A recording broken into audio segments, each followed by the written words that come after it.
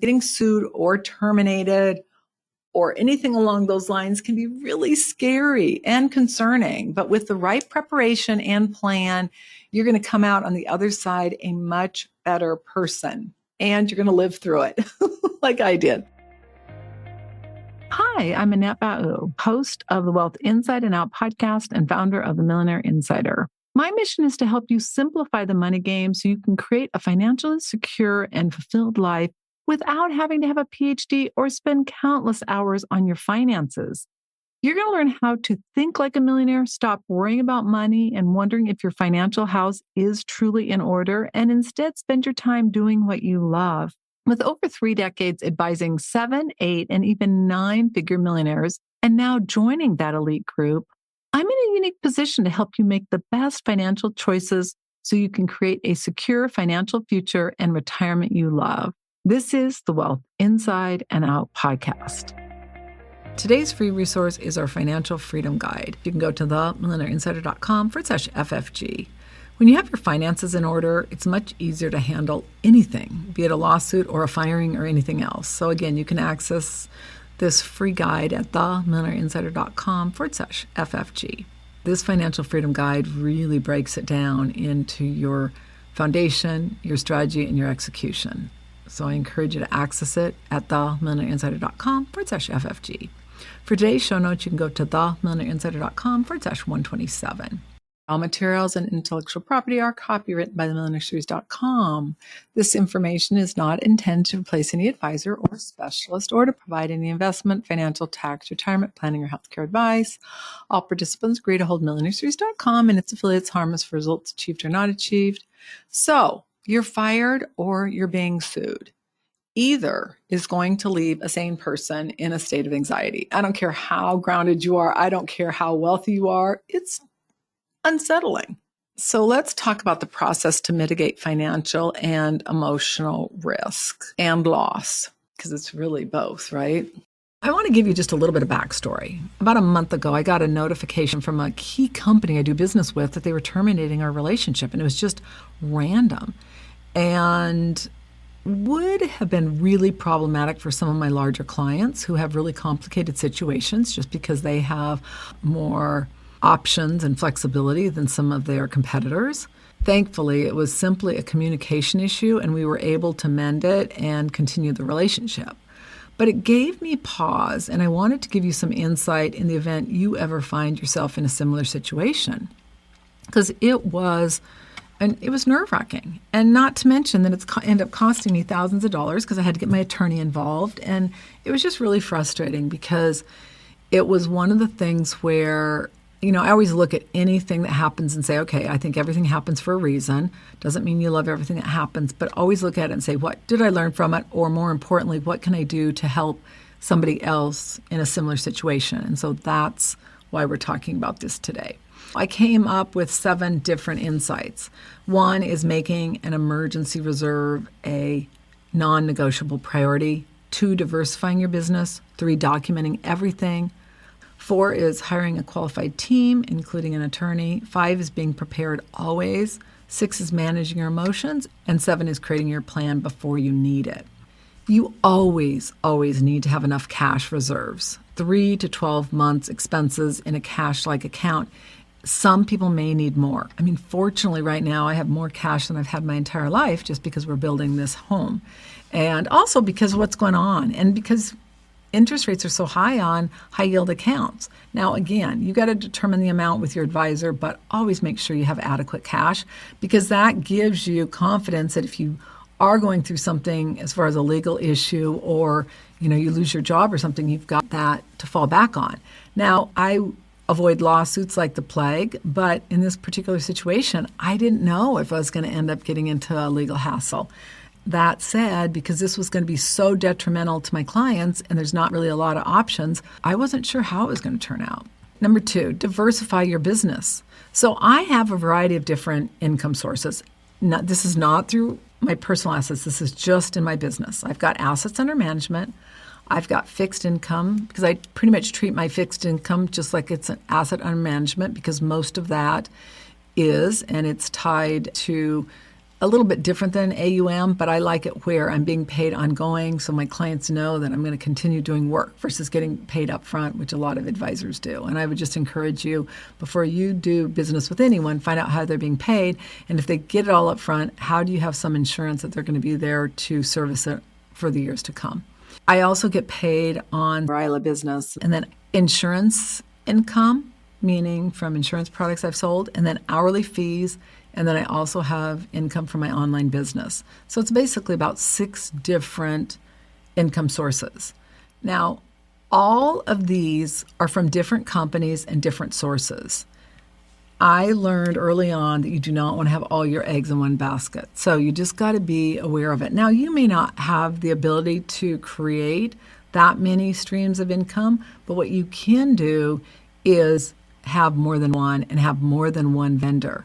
Several of my peers have all of their businesses in this particular company, and I would be really concerned about anyone doing that. In fact, one of my peers that I consulted with regarding this matter was like, this is terrifying. I have all my eggs in that basket.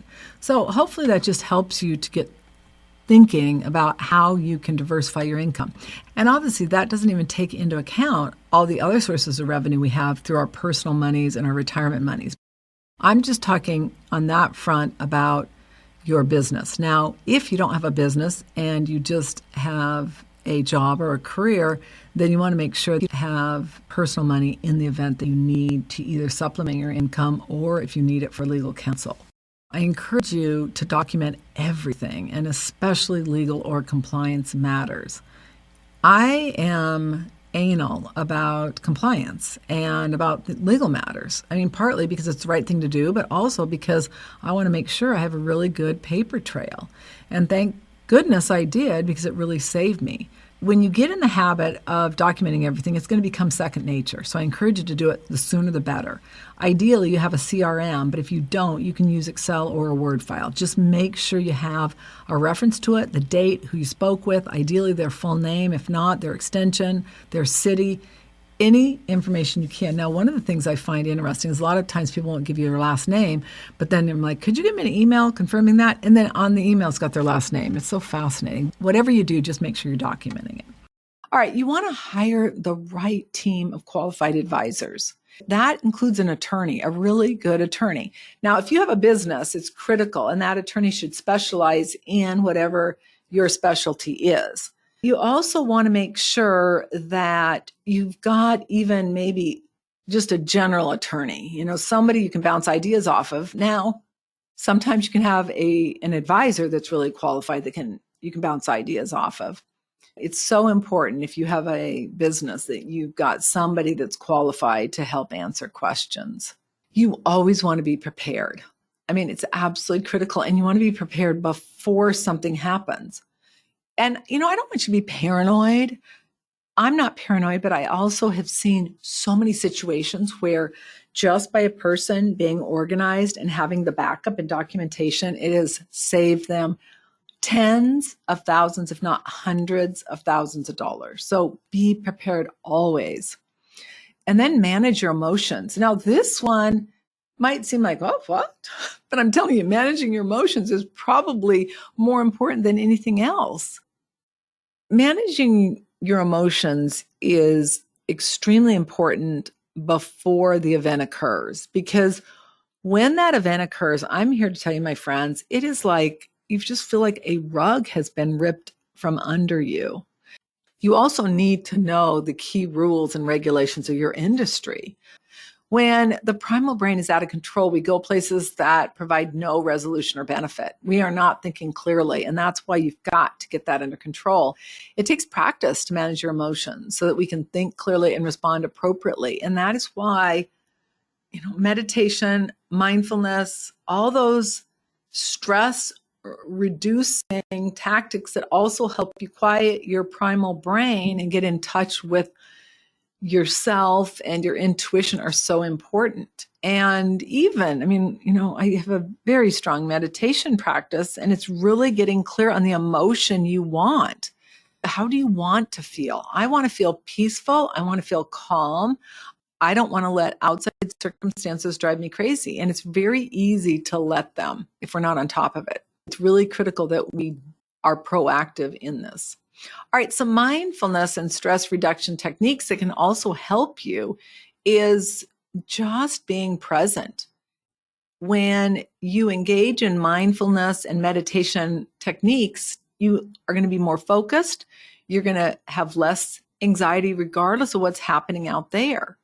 Focused breathing, where you're breathing in through your nose, all the way from your perineum up to your spine to the crown of your head, and then you're holding it for a few seconds. Really get clear on your intention and how you want to feel. Most of us are operating on emotions that are from the past. I mean, go study Dr. Joe Dispenza. He's probably got more scientists studying his techniques simply because they work and they've cured so many people. Since I've been doing his practice, my level of anxiety has reduced so dramatically, it's mind-boggling to me. And then it's important that you're getting plenty of sleep, because we think much more clearly when we're getting sleep, that we're eating really healthy. We're not, going on some carb or sugar binge because we're stressed, and that we're getting physical exercise. All of those things are so important. I find being out in nature, taking a walk, all those things are really important. And I cannot stress to you how much they've helped me, and they can help you too. And then self-care practices. You got to be realistic in what's going on, but you've got to make sure that your health, mental and physical and financial, are in order, because it's going to make it a lot easier for you to manage any situation.